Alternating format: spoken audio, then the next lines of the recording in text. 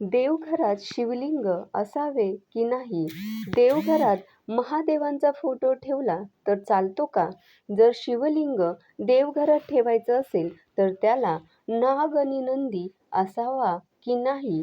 या तीनही प्रश्नांची उत्तरं चला जाणून घेऊया. पहिला प्रश्न, देवघरात शिवलिंग असावं की नाही? तर असावं. देवघरामध्ये शिवलिंग ठेवायला काहीच हरकत नाही.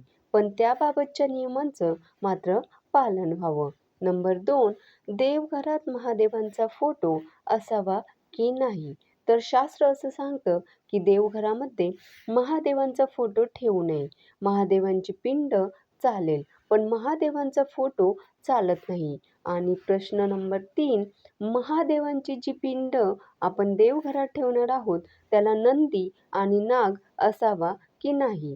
तर जर तुमच्या घरामध्ये सोमवारी किंवा श्रावणामध्ये तुम्ही रुद्राभिषेक करत असाल तर शिवलिंगावर नाग आणि नंदी ठेवू नये.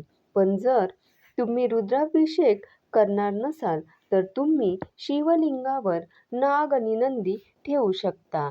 धन्यवाद.